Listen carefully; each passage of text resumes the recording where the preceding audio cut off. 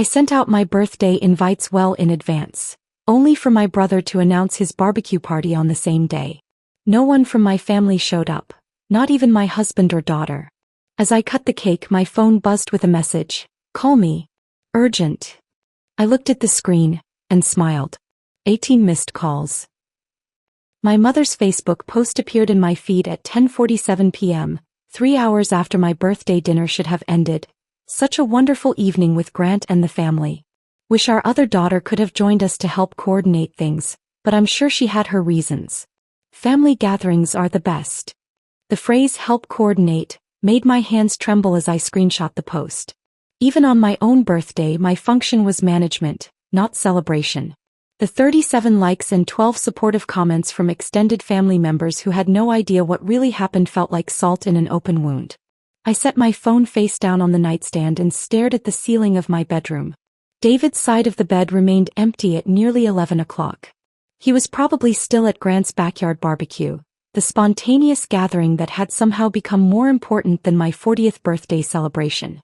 The silence in our suburban home felt oppressive, broken only by the distant hum of the central air conditioning and Tiffany's music filtering through her bedroom door. The irony of my mother's post cut deeper with each passing minute. She wished I could have joined them to help coordinate things. Not to celebrate with them, not because they missed me, but because they needed my organizational skills. On the night that should have marked 4 decades of my life, my own family viewed me as absent staff rather than the guest of honor at my own milestone celebration. Earlier that morning, I had awakened at 5:30 a.m. with the same mixture of excitement and nervous energy that had carried me through the past 6 weeks of birthday planning. My phone displayed 3 different calendars in perfect synchronization. David's court schedule showing a deliberately cleared evening, Tiffany's activities arranged around our family celebration, and my own client meetings strategically scheduled to end early. The kitchen counter bore witness to my organizational prowess with color-coded sticky notes marking every detail of our coordinated lives. The coffee maker had begun its programmed brewing cycle at exactly 5:28 a.m. I prepared David's morning beverage with laboratory precision. 1 3/4 scoops of French roast heated to 185 degrees, finished with heavy cream that cost more per ounce than most people spent on their entire morning routine. This attention to detail had become my signature, the invisible foundation that allowed everyone else's preferences to flourish without consideration or acknowledgement. Tiffany's lunch assembly followed the same meticulous pattern. Turkey and Swiss on whole grain bread with crusts removed, apple slices treated with lemon juice to prevent browning, organic granola bars that made me wince at the grocery checkout but kept her satisfied. Each component reflected years of accumulated knowledge about her preferences, dietary requirements and social dynamics.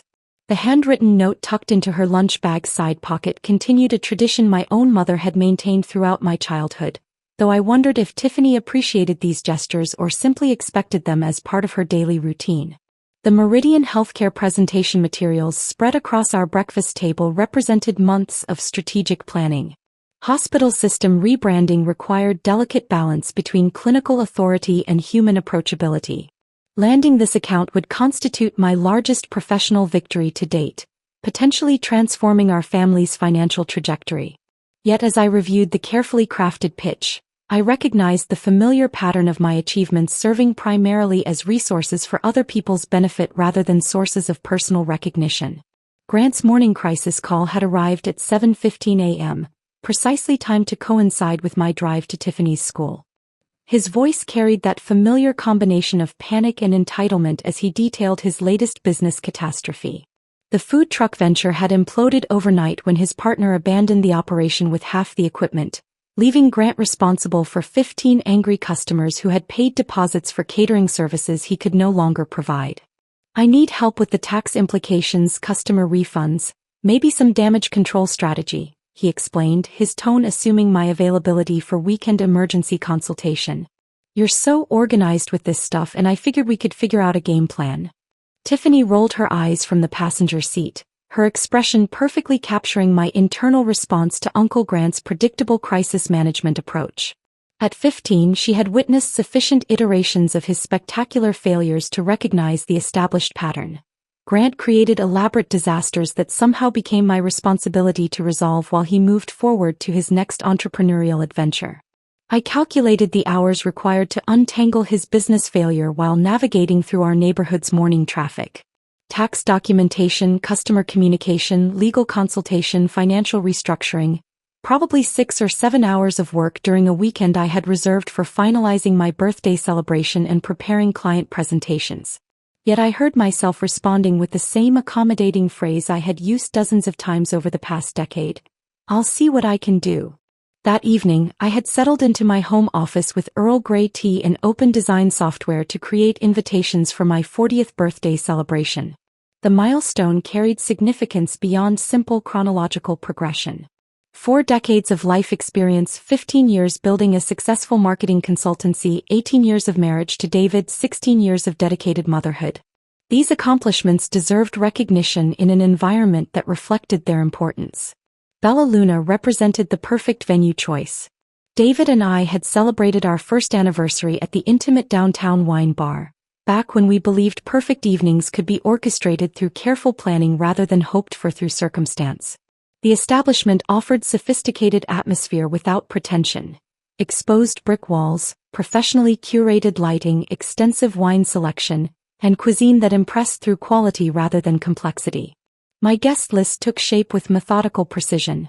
Immediate family formed the celebration's core. David, Tiffany, my parents, Grant. David's law firm colleagues who had evolved from professional acquaintances into genuine friendships over years of shared challenges and successes. My most important clients whose business relationships had developed into personal connections built on mutual respect and shared achievement. The Williamses from across the street, who had proven themselves wonderful neighbors through nearly a decade of consistent kindness and community involvement. Electronic RSVPs began arriving within hours of sending the invitations. Each positive response built my anticipation about the celebration and validated my vision of gathering meaningful people in one carefully chosen location. Marcus from my design team confirmed his attendance immediately, expressing enthusiasm about meeting my family members he had heard about through our professional collaboration. Jennifer from account management responded with genuine excitement about the venue selection, mentioning her appreciation for my taste in sophisticated social settings. My parents called that same evening to express their delight about the planned celebration. Mom immediately began discussing wardrobe options and expressing maternal pride about her successful eldest daughter's milestone achievement. Dad marked his calendar with unusual attention to scheduling detail, recognizing the importance of clearing his evening for family celebration rather than business obligations that typically dominated his time allocation. Sunday dinner at my parents' house provided the ideal setting for sharing birthday plans with the complete family group. Their dining room maintained the same classic elegance that had hosted thousands of family meals throughout my childhood. Oak table that bore witness to countless important conversations, china cabinet displaying my grandmother's wedding dishes, an overall atmosphere of continuity that made significant announcements feel appropriately ceremonial. Mom's reaction exceeded my expectations as she listened to my detailed description of the planned evening. 40 years old and look what you've accomplished, she said, reaching across the familiar table to squeeze my hand with genuine maternal affection. Your own business, this beautiful family, such a successful life. We're so proud of you, sweetheart. Dad nodded approvingly from his traditional position at the table's head, his businessman's instincts appreciating both the venue selection and the underlying celebration of achievement. Bella Luna represents a classy choice, he added with the kind of approval that carried weight in our family's value system. You've always demonstrated excellent judgment in these matters.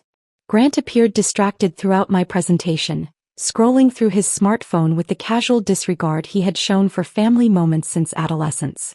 When pressed for his response to the birthday plans, he looked up briefly and offered a thumbs-up gesture that could have indicated anything from genuine enthusiasm to polite acknowledgement of information he had not actually absorbed. David squeezed my hand beneath the table and whispered his commitment to blocking off the entire evening for my celebration. His law firm demanded brutal scheduling commitments, but he made clear that my milestone birthday took absolute priority over any client emergency or partner obligation that might arise to compete for his attention. For the first time in recent memory, I found myself positioned at the center of positive family attention. Not as the coordinator managing everyone else's competing needs and obligations, not as the problem solver responsible for fixing Grant's latest entrepreneurial disaster, but as the celebrated daughter, wife, and mother whose achievements and milestone deserved recognition and honor from the people who mattered most in my carefully constructed life. The sensation felt intoxicating, like sunlight breaking through storm clouds I had not realized were blocking my perspective on family dynamics and personal worth. The warmth I had felt during my birthday announcement lasted exactly 17 days. 3 weeks after sending out my carefully crafted invitations, Grant arrived at our regular Sunday dinner carrying a leather-bound notebook that I had never seen before. He moved with the kind of restless energy that typically preceded his most ambitious disasters, the same manic enthusiasm that had launched his failed food truck venture and his short-lived landscaping business. "I have something amazing to share with everyone," he announced before Mom had even finished setting the table. His grin stretched across his face like a child who had discovered the location of hidden Christmas presents. The notebook landed on our family dining table with a soft thud that somehow felt ominous, though I could not yet articulate why. Grant flipped through pages covered with sketches, diagrams, and handwritten notes in his familiar sprawling script. Fire pit layouts, seating arrangements, activity stations, beverage logistics. The level of detail surprised me. My brother, who typically operated through spontaneous inspiration rather than systematic planning, had apparently invested serious time in whatever scheme he was about to unveil. "I am throwing the most epic backyard barbecue extravaganza this neighborhood has ever seen," he declared, spreading his drawings across the mahogany surface where my grandmother's china typically resided. Fire pits for ambience, craft beer stations with local brewery partnerships, live acoustic music from that guitarist who plays at the farmer's market, cornhole tournaments with actual prizes, and enough food to feed half the city. The date fell from his lips like a casual afterthought. Saturday, August 18th. My fork clattered against my plate. August 18th. My birthday. The same Saturday evening when I expected to be sitting at Bella Luna, surrounded by people celebrating 4 decades of my life. For several seconds, the dining room fell silent except for the grandfather clock's steady ticking in the hallway. "Grant," I said, my voice carefully controlled despite the adrenaline surge flooding my system, "that's my birthday. We already have plans for that evening." He looked at me with genuine confusion, as if my milestone celebration had somehow slipped his memory despite being announced just weeks earlier. Then his expression shifted to dismissive amusement, the same look he had given me since childhood when my concerns interfered with his grander visions. "Come on, sis," he said, waving his hand as if brushing away an insignificant obstacle. "It's just dinner. We can celebrate you anytime. But this barbecue is going to be legendary. People will talk about it for years." The casual dismissal of my 40th birthday as just dinner landed like a physical blow. 6 weeks of planning, careful venue selection, thoughtful guest curation, all reduced to a minor inconvenience that could be easily rescheduled to accommodate his spontaneous party idea. I opened my mouth to protest, then realized that everyone else at the table was staring at Grant's drawings rather than registering my obvious distress. Mom leaned forward with the kind of animated interest I had not witnessed since Grant's high school football championship 20 years earlier. Her eyes sparkled as she examined his sketches, asking detailed questions about menu options, musical entertainment, and guest capacity. "Should I call your Aunt Patricia and Uncle Robert? They would love something like this. And what about the Hendersons next door? They have that beautiful lawn if you need overflow space." Dad nodded approvingly from his position at the table's head, already mentally calculating logistics and potential expenses with the same attention he devoted to successful business ventures. "How long has it been since we had a real family gathering with outdoor activities? Your mother and I were just saying we miss those summer barbecues we used to host when you kids were younger." Even David, who had promised to prioritize my birthday celebration above all competing obligations, leaned forward with obvious curiosity. "What kind of craft beer selection are you planning? And is there enough space for kids to run around if Tiffany wants to invite friends?" I sat frozen in my chair, watching my carefully planned milestone celebration transform into background noise against Grant's improvised spectacle. The conversation flowed around me as if I had become invisible, each family member contributing enthusiastic suggestions for improving his party while my own birthday dinner faded into irrelevance. The drive home from my parents' house passed in uncomfortable silence. David focused on traffic while I stared out the passenger window, processing what had just occurred. When we pulled into our driveway, he finally spoke.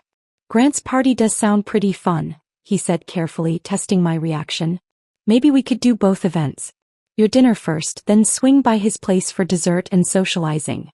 The suggestion that my birthday dinner should serve as an appetizer to Grant's main event made my chest tight with suppressed anger.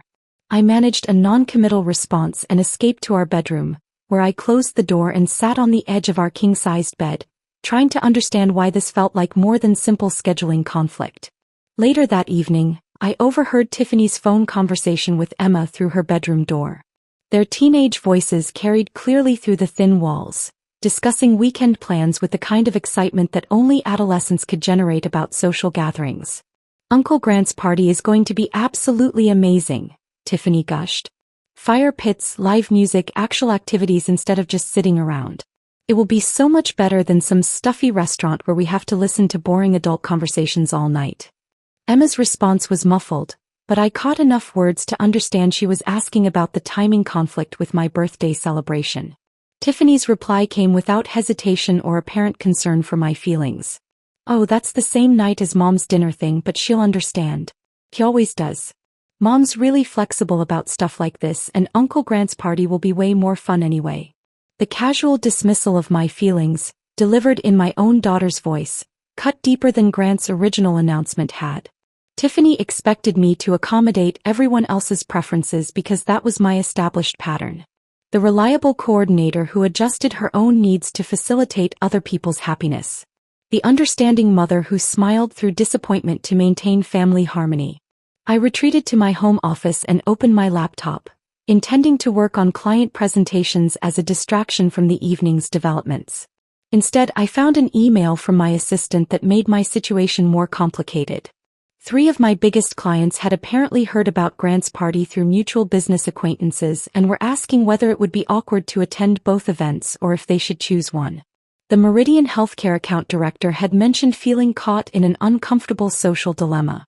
The Blackstone tech executives wondered if there was family tension they should avoid. My Riverside development contact asked directly whether my brother's gathering would offer better networking opportunities than my birthday dinner. I stared at my computer screen, absorbing the implications of their inquiries. Grant had not simply scheduled a competing event on my birthday. He had created a social situation that positioned my carefully planned celebration as the less appealing option. My own professional contacts, people who supposedly valued our business relationship, were weighing my milestone birthday against his improvised barbecue and finding mine lacking. The realization settled over me like cold water. This was not about scheduling conflict or family coordination challenges. This was about hierarchy, attention, and the fundamental question of whose happiness mattered most in our family system. Grant's spontaneous party idea had somehow become the important event that everyone wanted to attend, while my 40th birthday dinner had been relegated to an obligation that people hoped to minimize or avoid entirely. I closed my laptop and walked to the kitchen, where I poured myself a glass of wine from the bottle David and I had been saving for a special occasion. As I sat at our breakfast table, surrounded by the color-coded sticky notes that organized everyone else's lives, I realized that the perfect life illusion I had maintained for so many years was beginning to show its first visible crack. The wine glass sat empty beside my laptop as I stared at the color-coded sticky notes scattered across our breakfast table. Each note represented someone else's priority, someone else's schedule, someone else's needs carefully managed and coordinated by my invisible labor. The irony was not lost on me that I could orchestrate the complex logistics of everyone else's lives but somehow could not secure their presence at my own birthday celebration. Tuesday morning brought the first official defection. My phone rang while I was reviewing client presentations, and Sarah's name appeared on the screen. My cousin had always been reliably family-oriented, the type who never missed reunions or milestone celebrations. Her apologetic tone immediately put me on edge. "I feel absolutely terrible about this," she began, her voice carrying genuine regret mixed with something else I could not quite identify. "But after hearing about Grant's barbecue, I think it might be more appropriate for the kids. You know how antsy they get in restaurants, especially somewhere as upscale as Bella Luna." The reasoning felt carefully constructed, as if she had rehearsed the explanation to minimize offense while justifying her decision. She continued explaining how Grant's party sounded more family-oriented, with outdoor activities and casual atmosphere that would accommodate children better than an intimate wine bar celebration. The kids would be bored sitting through dinner conversation all evening, she added, unknowingly echoing Tiffany's earlier assessment of my birthday plans. And honestly, it has been so long since we had a real family gathering where everyone could just relax and have fun.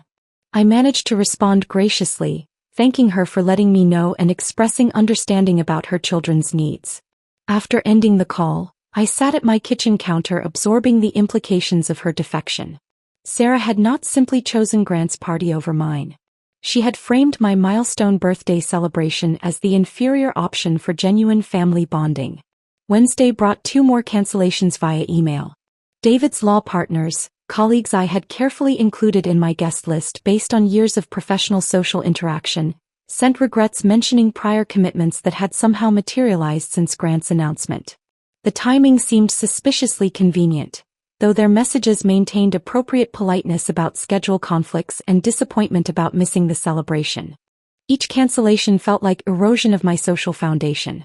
I had spent weeks crafting a guest list that represented the various important relationships in my life.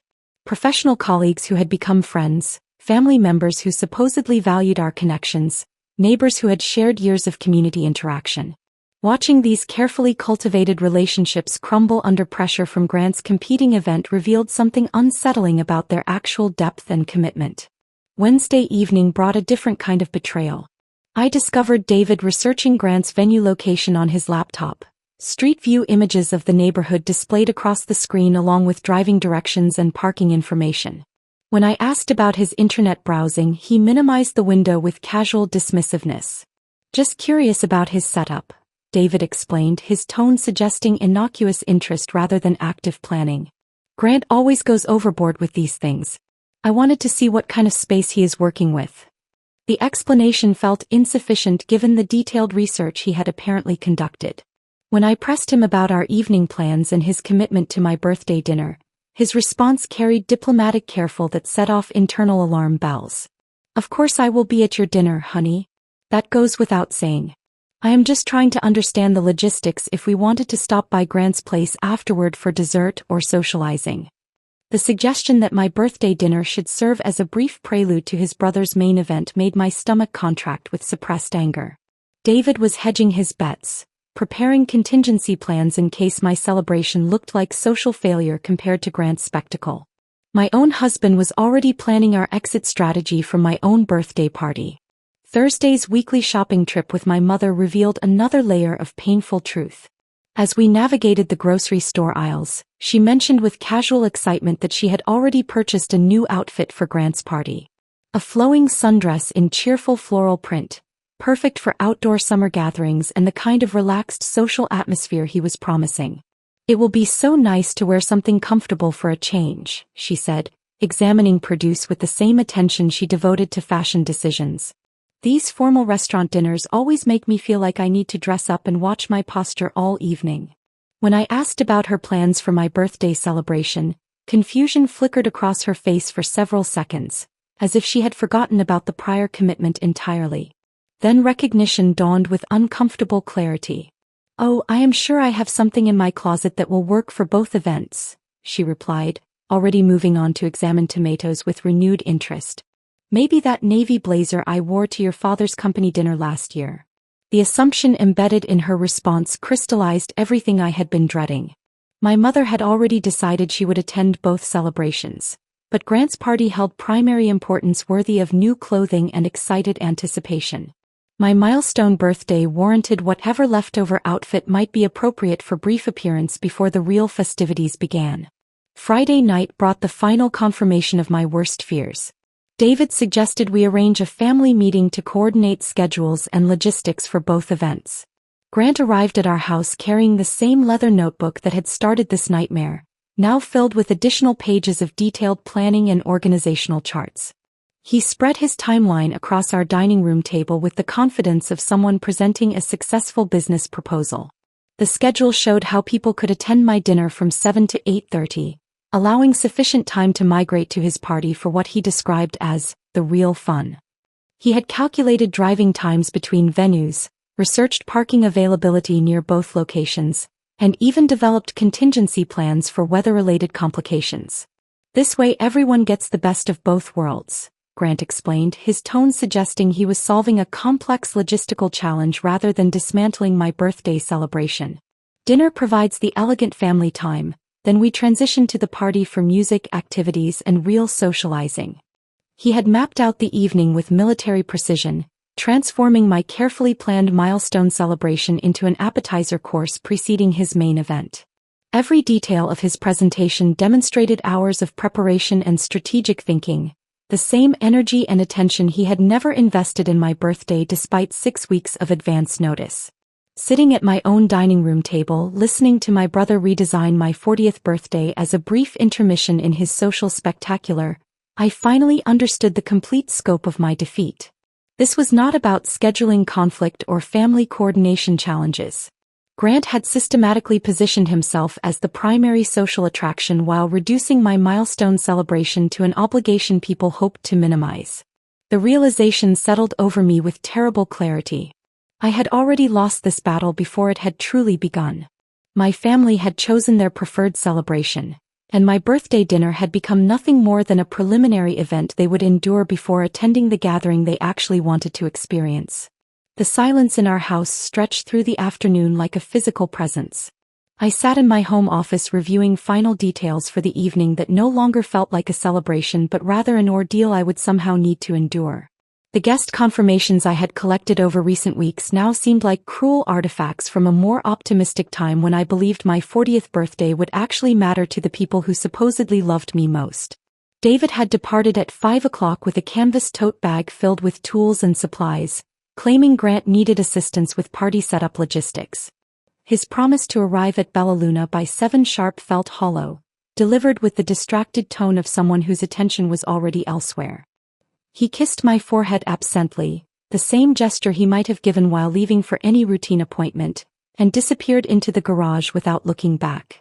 Tiffany had vanished even earlier, announcing she would get ready at Emma's house before both families attended Grant's barbecue together. She grabbed an overnight bag with practiced efficiency, avoiding eye contact as she explained the arrangement. The casual dismissal of my birthday dinner had become so normalized that she no longer felt the need to offer even perfunctory apologies or acknowledgement of the conflict.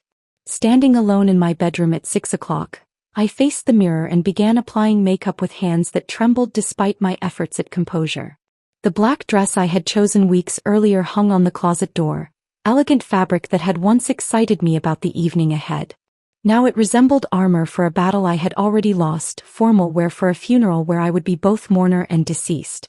My reflection revealed carefully concealed exhaustion and disappointment that no amount of cosmetic artistry could completely disguise. The woman staring back at me looked older than her years, worn down by the accumulated weight of accommodating everyone else's preferences while neglecting her own emotional needs. I applied lipstick with mechanical precision, wondering if anyone would actually be present to notice the effort I had invested in my appearance. The house felt cavernous as I gathered my purse and car keys. Rooms that typically buzzed with family activity now echoed with hollow silence, broken only by the refrigerator's mechanical hum and the distant sound of neighbors preparing for their own Saturday evening activities. I locked the front door behind me and walked to my car, knowing I might return later to the same empty silence that surrounded me now. Bella Luna's intimate atmosphere welcomed me with warm lighting and the gentle buzz of early dinner conversation. I arrived 30 minutes before our reservation time, hoping to establish some dignity by serving as the composed hostess greeting guests as they arrived. The reality of my situation became immediately apparent when Antonio, the sommelier, approached our reserved table with his professional smile already beginning to falter. The table setting for 10 people looked absurdly optimistic in the face of my current circumstances. Antonio's experienced eyes took inventory of the empty chairs and reached the same conclusion I had been avoiding for weeks.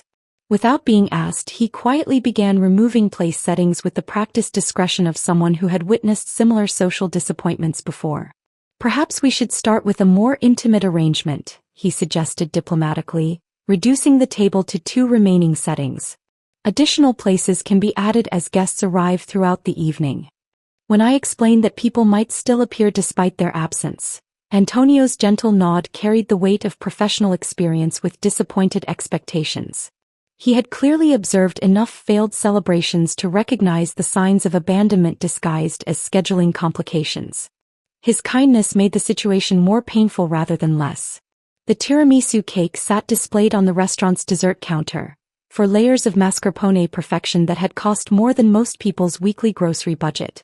Under the carefully positioned spotlights, it looked magnificent and tragic simultaneously, a beautiful monument to my own irrelevance in the lives of people who should have prioritized my milestone celebration above competing social opportunities. Marcus from my design team arrived first, precisely at 7 o'clock with the punctuality that had made our professional collaboration so effective over the years. His genuine confusion about the sparse attendance reflected poorly on my family rather than my planning abilities, though his diplomatic silence spared me the humiliation of explaining their absence in detail. Jennifer from account management appeared 15 minutes later carrying a bottle of Prosecco she had clearly purchased from Target's wine section on her way to the restaurant. Her tactless curiosity about missing family members demonstrated the kind of social awareness that made her effective with clients but occasionally uncomfortable in personal situations. Despite her blunt questioning, her presence represented more commitment to my celebration than my own blood relatives had demonstrated. The Williamses from across the street arrived together, exchanging concerned glances as they realized they would be occupying seats intended for my parents. Mrs. Williams squeezed my shoulder with wordless sympathy, while her husband made gentle conversation that avoided direct reference to the obvious family dysfunction surrounding my birthday celebration. Their genuine care for my well-being stood in stark contrast to the calculated indifference my relatives had displayed. These accidental guests connected to me through nothing more substantial than professional proximity and neighborly politeness, had chosen to honor their commitment to my celebration while people who supposedly loved me had found more appealing alternatives. The irony was not lost on me that strangers who cared were now sitting in chairs abandoned by family members who should have loved me unconditionally. We ordered appetizers and made conversation that deliberately avoided the elephant in the room. Marcus shared updates about our upcoming client campaigns. Jennifer described her recent vacation plans. The Williamses discussed neighborhood developments and mutual acquaintances. Everyone participated in the elaborate social fiction that this was a normal birthday celebration rather than the emotional disaster it had obviously become. Our main courses arrived as the sun began setting outside Bella Luna's front windows. The food was exceptional, prepared with the attention to detail that had influenced my venue selection weeks earlier. Under different circumstances, I would have savored every bite while surrounded by laughter and meaningful conversation with people who genuinely wanted to celebrate my achievements and milestone birthday. Instead, I mechanically consumed perfectly prepared pasta while monitoring my phone for signs of the family members who had promised to attend but were obviously engaged in activities they considered more worthy of their time and attention. The irony of my situation was not subtle. I was experiencing the loneliest birthday celebration of my adult life while surrounded by people who had chosen to be present rather than abandoning me for more entertaining alternatives. As we finished our main course, my phone erupted with the desperate buzzing that had become familiar over recent weeks. David's contact photo appeared repeatedly on my screen, each unanswered call building a symphony of panic that I could hear even through my purse's fabric lining. The timing struck me as perfect.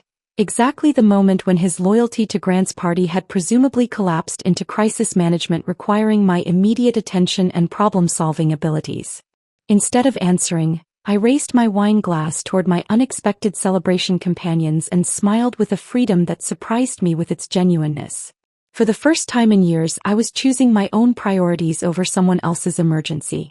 The phone continued its frantic buzzing, but I had finally discovered the profound power that lived within deliberate silence. The silence that followed my decision to ignore David's frantic calls felt profound and liberating. I finished the tiramisu cake slowly, savoring each bite while my phone continued its desperate buzzing inside my purse. Marcus, Jennifer, and the Williamses exchanged glances but respected my obvious choice to remain disconnected from whatever crisis was demanding my immediate attention. After we settled the dinner bill and said our goodbyes in Bella Luna's parking lot, I drove home through suburban streets filled with the warm glow of family gatherings visible through lit windows. Other people were enjoying Saturday evening celebrations with loved ones who had actually chosen to be present. The contrast between their seemingly normal family dynamics and my own dysfunction felt stark and painful.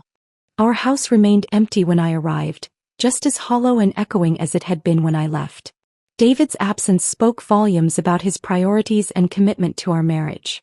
Tiffany's decision to spend the night at Emma's house rather than acknowledge my birthday demonstrated how thoroughly I had been erased from my own family's consciousness. Sunday morning arrived gray and overcast, matching my emotional state as I sat at our kitchen table with strong coffee and my laptop. The color-coded sticky notes that usually organized everyone else's schedules now felt like evidence of my own irrelevance. I had spent years managing the administrative details of their lives while they pursued activities and relationships that apparently mattered more than showing basic respect for my milestone celebration. Opening my laptop, I began what I would later recognize as the most methodical documentation project of my professional career. My 15 years in marketing had taught me that narrative control required evidence, and I intended to collect every piece of digital proof that revealed the truth about my family's betrayal. David's Instagram account became my starting point. His stories from the previous evening told a complete chronological tale of betrayal, each timestamp corresponding to moments when he should have been sitting across from me at Bella Luna. The first image showed him laughing with Grant at exactly 7:15, the precise time our reservation had begun. His genuine smile and relaxed posture revealed someone who had no regrets about his choice to abandon his wife's birthday dinner. I screenshot everything with clinical precision, creating a digital archive that would preserve the evidence long after the stories expired from social media platforms. The group photos at 8 o'clock displayed my entire family having the time of their lives, faces glowing with happiness and celebration that had nothing to do with honoring my 40th birthday. The final post appeared at 8:45, just minutes before David's panic calling began, featuring the caption, "When family comes together," accompanied by heart emojis and hashtags celebrating Grant's successful gathering. Each image felt like a digital knife, but I saved them all with the methodical approach I typically reserved for client presentations.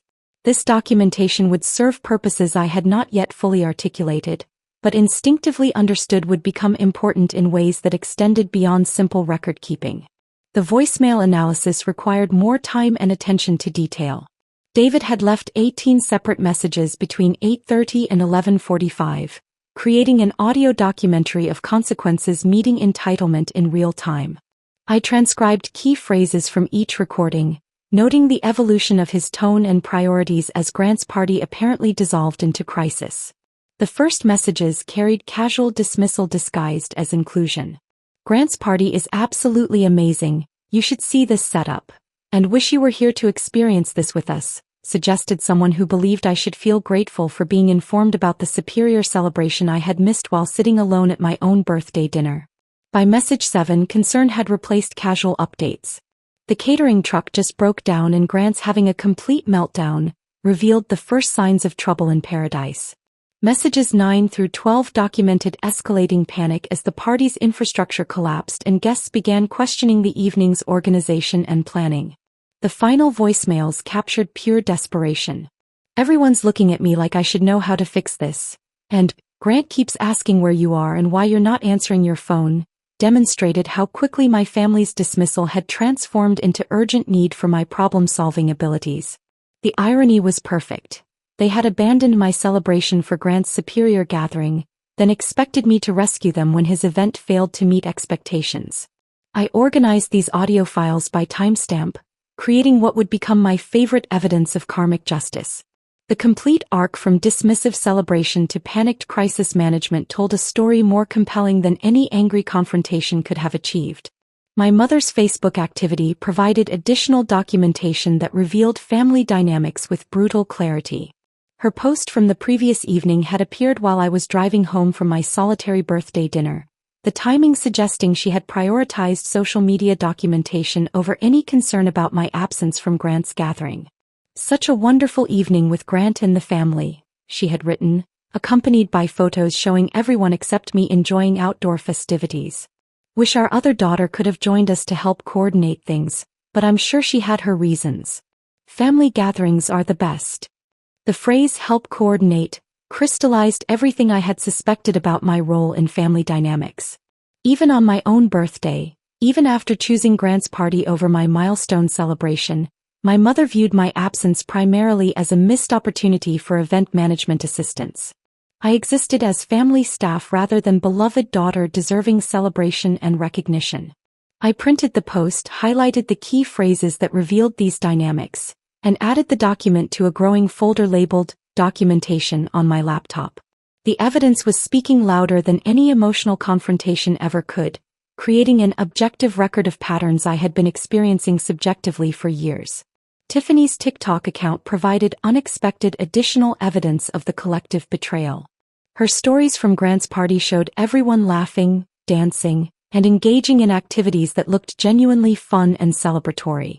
The contrast with my solitary birthday dinner was stark and painful to observe, but I screenshot everything for completeness. Her final post cut deepest with the casual cruelty that only teenagers can deliver without apparent awareness of their impact. When your family knows how to party but your mom chooses boring restaurant dinners, she had written, posting the observation for her 200 followers to see and judge. The comment reduced my carefully planned milestone celebration to a personal failing rather than acknowledging the family dysfunction that had created the situation. According to my own daughter, I had chosen boring restaurant dining over fun family celebration, completely inverting the reality of Grant hijacking my birthday for his own social purposes. Each piece of documentation revealed layers of dismissal, entitlement, and casual cruelty that I had been absorbing for years without fully recognizing their cumulative impact. The evidence collection process was teaching me about patterns in my family relationships that extended far beyond this single birthday betrayal.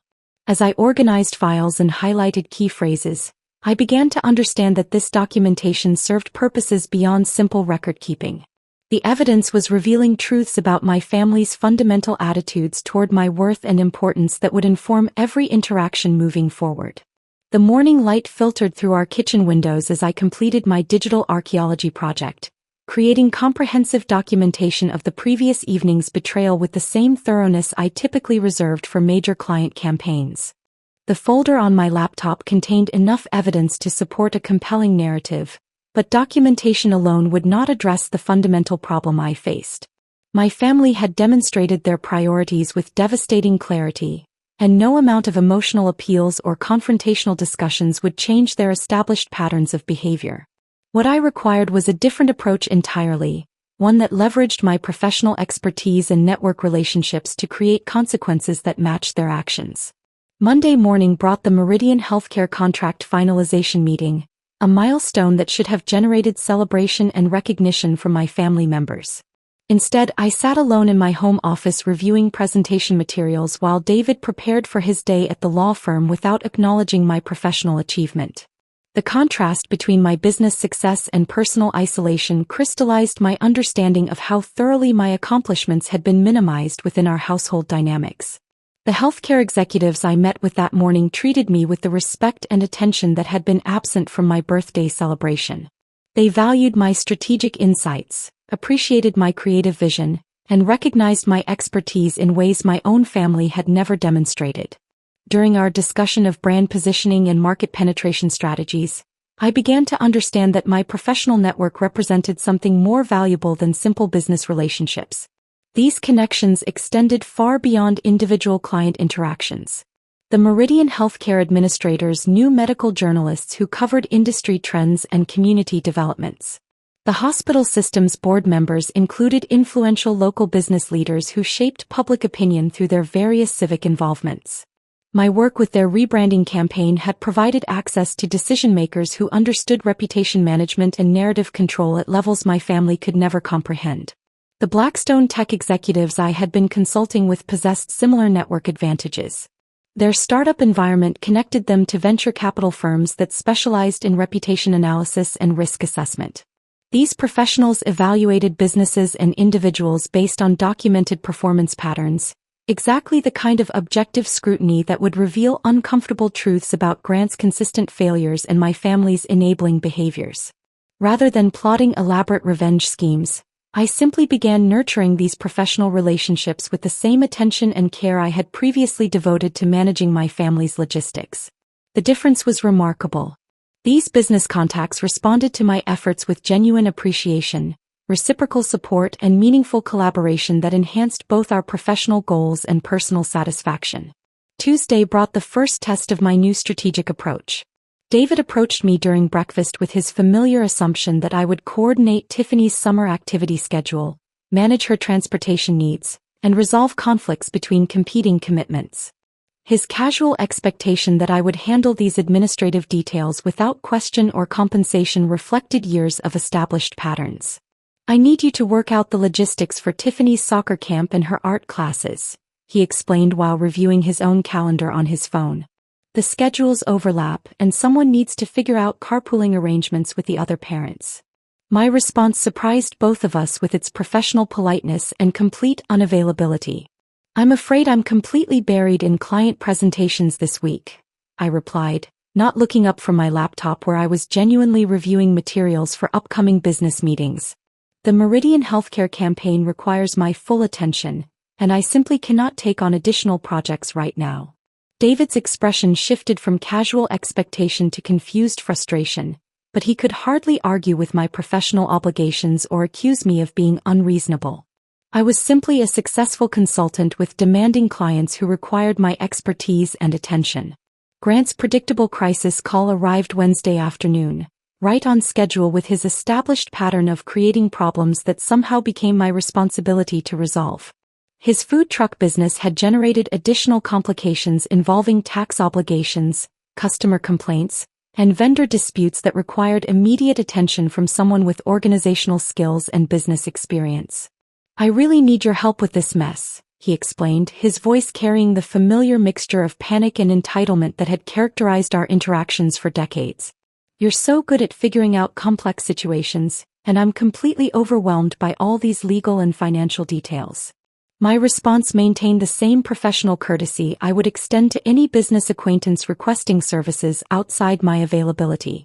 "I understand you're facing challenges, but my schedule has become mysteriously inflexible due to client commitments," I replied.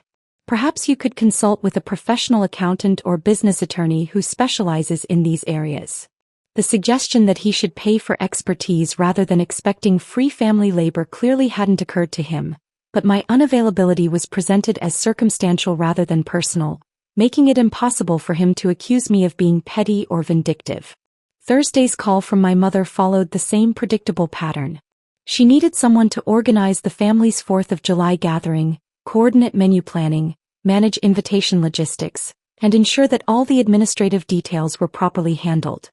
Her assumption that I would automatically volunteer for these responsibilities reflected decades of established expectations. "We haven't had a proper family barbecue in ages," she explained enthusiastically.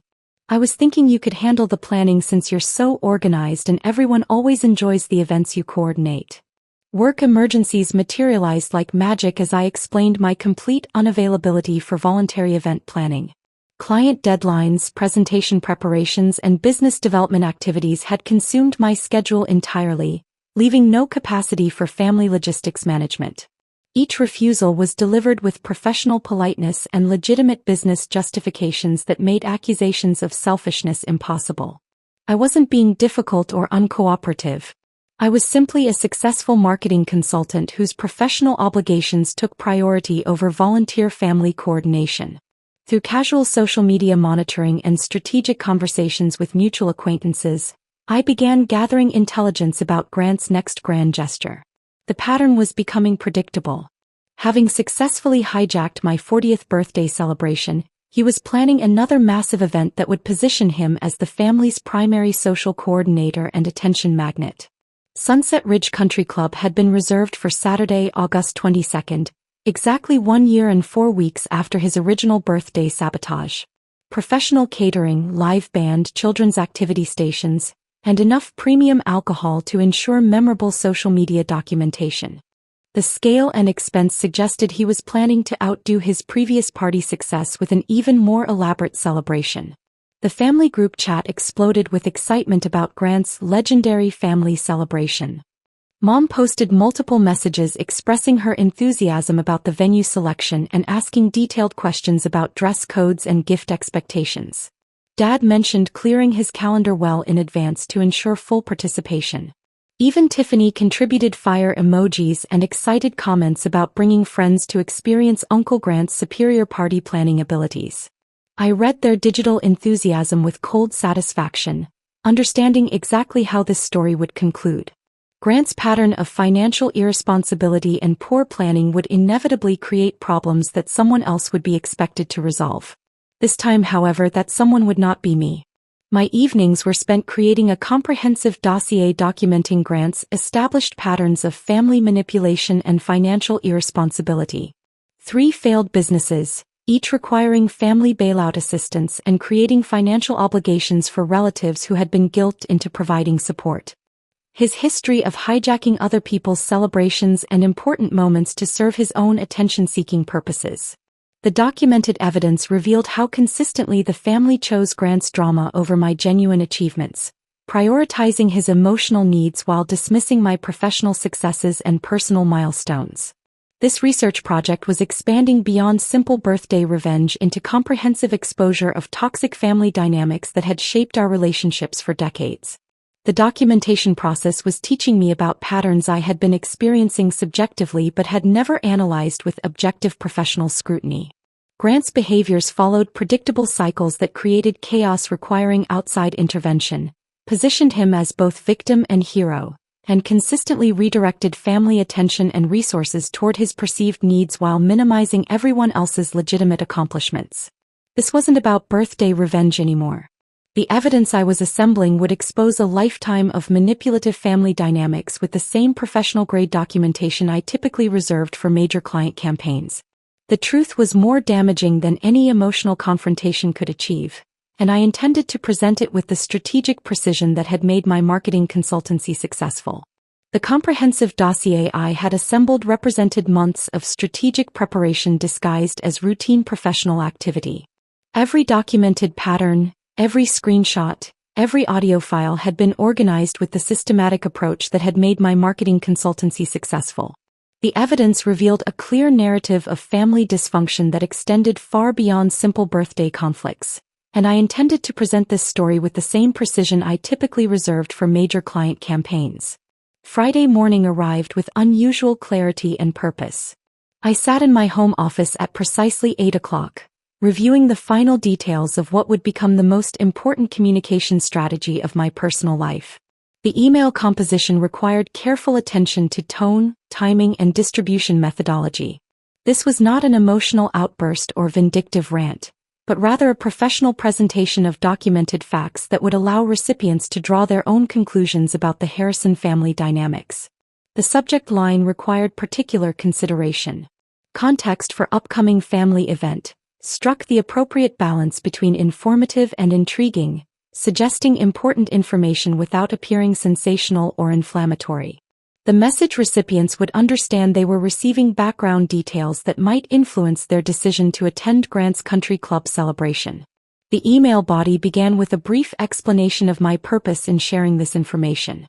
I positioned myself as someone providing context rather than seeking sympathy, offering documented evidence rather than emotional appeals. The tone remained consistently professional, presenting facts with the same clinical objectivity I would use in client presentations or business proposals. Screenshots of David's Instagram betrayal formed the foundation of my evidence presentation. The timestamp documentation showed exactly when he had been celebrating with Grant instead of honoring his commitment to my birthday dinner. Each image was annotated with relevant context, explaining the significance of his presence at the competing event while I sat alone at Bella Luna with work colleagues and neighbors who had actually respected their promises to attend. Audio files from David's 18 desperate voicemails provided compelling narrative progression from casual dismissal to panicked crisis management. I had transcribed key phrases and included brief explanatory notes about the timeline of events, allowing recipients to understand how quickly Grant's party had devolved from superior celebration to emergency requiring outside intervention. My mother's Facebook post served as the centerpiece of family dysfunction documentation. Her phrase about wishing I could have joined to help coordinate revealed everything recipients needed to understand about my role in family dynamics. Even on my own birthday, I existed primarily as event management staff rather than beloved daughter deserving celebration and recognition. The distribution list included every person who had been invited to Grant's Country Club gathering, compiled through careful research of his social media announcements and family group chat communications. Professional contacts, extended family members, neighborhood acquaintances, and social connections would all receive the same documented evidence simultaneously, creating comprehensive awareness of the context surrounding this weekend's celebration. I sent the email at exactly 9:15 Friday morning, timing the delivery to coincide with typical coffee and email checking routines. Recipients would encounter this information while making final weekend plans, allowing sufficient time for the evidence to influence their decision-making processes regarding Grant's party attendance. The network effect began operating immediately through channels I had cultivated during my strategic transformation period. The Williamses contacted the Garcias within hours, sharing their first-hand observations of my birthday abandonment and expressing disbelief about the family dynamics the email had revealed. Their genuine concern for my well-being added credibility to the documented evidence, since they had witnessed the events personally. My healthcare clients began discussing the situation within their professional networks, not from malicious intent but from genuine shock about how anyone could treat family members with such casual dismissal during milestone celebrations. Hospital administrators who valued loyalty and professional commitment found the Harrison family behavior particularly disturbing, especially the documented pattern of expecting crisis management services from someone they had just publicly humiliated. The Blackstone tech executives shared the story with their venture capital contacts, framing it as an example of reputation management challenges and the importance of consistent behavioral patterns in relationship evaluation. These professionals understood narrative control and strategic communication, recognizing the sophisticated approach I had used to present damaging information through objective documentation rather than emotional appeals. Word spread through social and professional circles with the efficiency of a perfectly executed marketing campaign. Each person who received my information package naturally shared relevant details with their own network connections, adding layers of commentary and judgment to Grant's developing reputation problems. The truth was distributing itself without requiring additional promotional efforts from me. By noon Friday, I had positioned myself in my home office with excellent coffee and began monitoring the real-time collapse of Grant's social media presence. His Instagram account, which had been building excitement about the legendary family celebration throughout the week, showed the first signs of crisis management as comments began appearing from people who had obviously received my contextual information. Sunset Ridge Country Club quietly removed their Welcome Harrison Family Celebration post from their Instagram account at exactly 2 o'clock, replacing it with generic weekend content that made no mention of any specific events. Their social media manager had clearly received concerning inquiries about the nature of their clients' family dynamics and reputation within the community.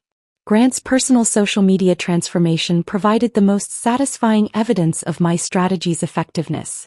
His excited countdown posts and party promotion content disappeared, replaced by a single devastating announcement. Due to unexpected circumstances, today's celebration has been cancelled. Sincere apologies to everyone who was planning to attend. The comments section beneath this announcement became a digital battlefield where people who had received my information package asked pointed questions about family loyalty, celebration priorities, and patterns of manipulative behavior.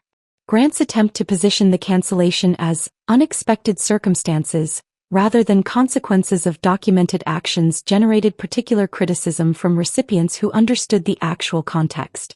Anonymous commenters who had clearly reviewed my evidence documentation posted observations about the importance of treating family members with respect, especially during milestone celebrations. Others questioned whether someone who would hijack his sister's 40th birthday possessed the judgment necessary for organizing successful social gatherings. My phone began its familiar symphony of desperate communication attempts at exactly 3:30 Friday afternoon. David's contact information appeared first, initiating what would become a pattern of increasingly frantic calls from family members who were experiencing the consequences of their documented behaviors. 7 missed calls from David established his leadership in panic response, followed by 5 attempts from Grant for calls from my mother, and 2 remarkably desperate communications from my father. Dad's participation in emotional crisis management represented unusual deviation from his typical approach of delegating family drama resolution to Mom, suggesting the situation had achieved unprecedented seriousness levels. Each missed call represented a small victory, proof that my strategic revelation had achieved its intended effect with surgical precision. I watched the numbers accumulate on my phone screen while sipping wine from the bottle David and I had been saving for a special occasion, reviewing successful client presentations that demonstrated my professional competence in strategic communication and narrative control. The irony was perfect. My family members who had dismissed my marketing expertise and business achievements were now experiencing the consequences of strategic communication executed with professional precision by someone they had consistently undervalued and taken for granted. The afternoon proceeded with increasing desperation from callers who were discovering that their reputations had been damaged through their own documented behaviors rather than false accusations or emotional manipulation. Truth was proving more destructive than any vindictive revenge scheme could have achieved, and the evidence spoke with authority that no amount of family pressure or guilt manipulation could effectively counter. The desperation escalating through my missed calls created a symphony of consequences that demanded proper appreciation. Saturday evening arrived with golden light filtering through my kitchen windows as I selected the expensive Pinot Grigio from our wine collection, the bottle David and I had been reserving for a truly special occasion. This moment qualified perfectly. I settled into my favorite chair at the kitchen table, opened my laptop to display the voicemail interface, and began listening to 18 messages in chronological order with the methodical approach of a wine connoisseur sampling vintage desperation. Each recording revealed layers of panic, entitlement, and dawning recognition that their documented behaviors had generated consequences they could not manipulate away through family pressure or guilt tactics. David's first 3 messages maintained confident dismissal disguised as reasonable explanation. There seems to be some kind of misunderstanding about the party situation. His voice carried the patronizing tone he typically used when explaining legal concepts to clients he considered intellectually inferior. Obviously, people are getting the wrong impression about family dynamics, and we need to clear this up immediately. Messages 4 through 7 documented his transition from confidence to concern as the scope of my information distribution became apparent.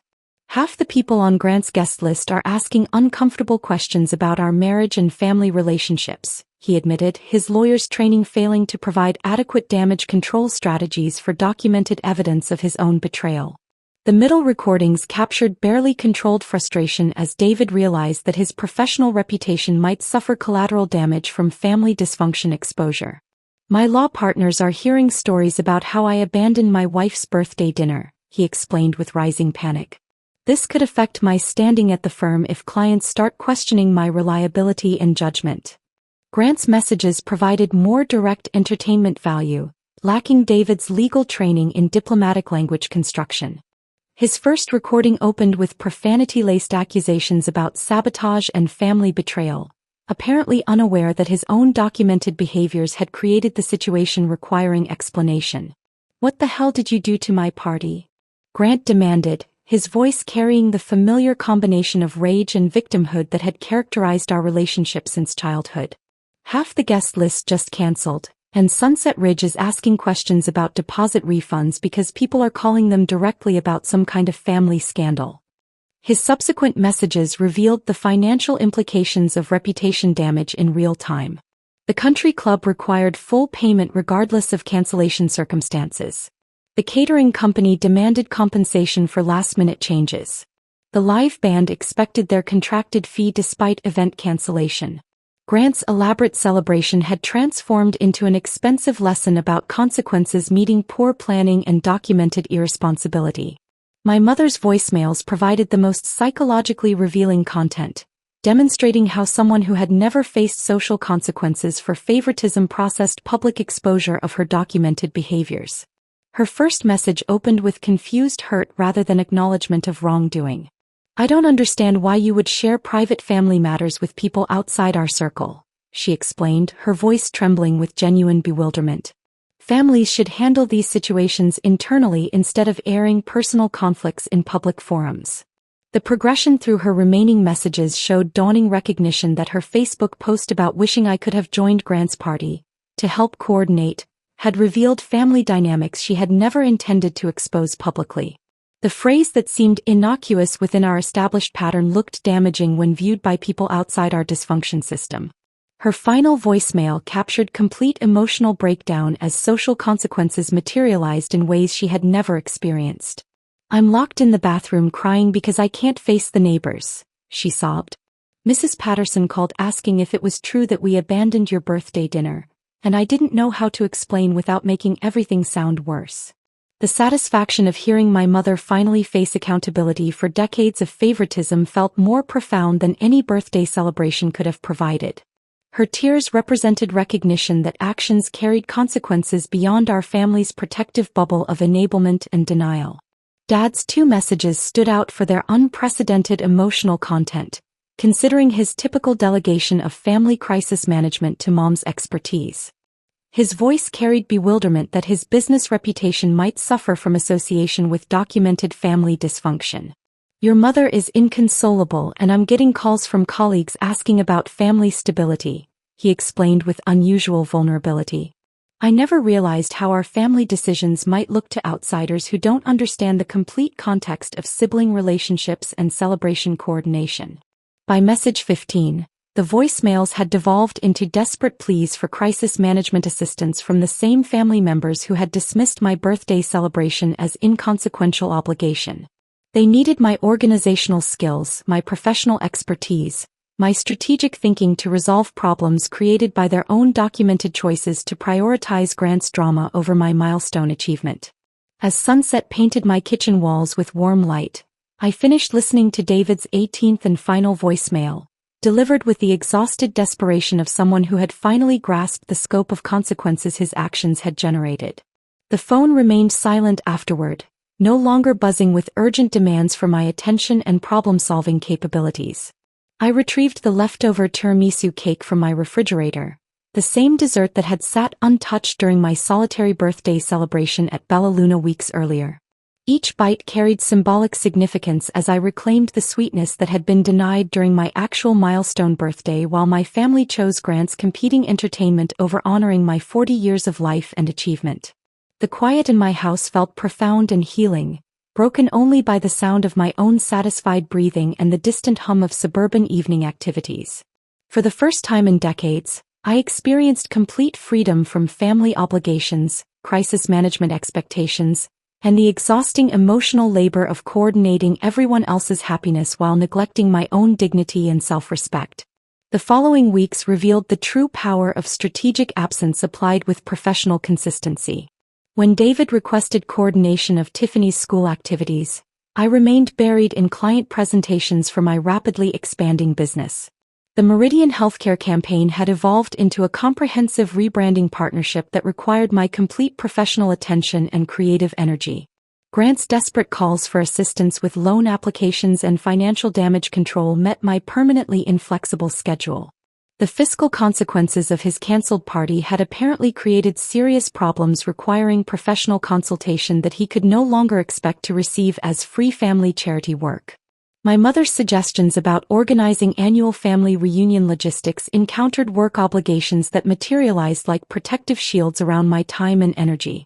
Each refusal was delivered with professional politeness that made accusations of spite impossible while maintaining absolute boundaries about my availability for voluntary family coordination services. 3 months after my strategic victory, I established myself in an expanded home office space, reviewing proposals from new clients who valued my strategic thinking and creative vision enough to compensate me appropriately for expertise my family had consistently taken for granted.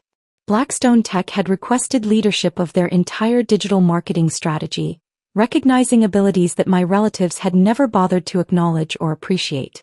My professional success no longer represented a resource to be shared with Grant's next inevitable business failure or family crisis requiring outside intervention.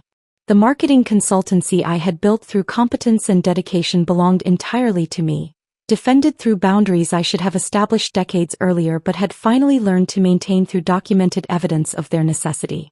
The woman who had spent years coordinating everyone else's happiness while sacrificing her own needs and dignity had finally learned to prioritize her own worth and professional accomplishments. The smile on my face as I reviewed client contracts and strategic planning documents belonged entirely to me, earned through expertise that was finally being valued by people who understood its true importance and were willing to compensate me accordingly for the knowledge and skills I provided. If this story of strategic revenge had you captivated from start to finish, hit that like button right now. My favorite moment was when she deployed that perfectly crafted email with clinical precision, watching 18 missed calls accumulate while sipping wine. What was your most satisfying scene?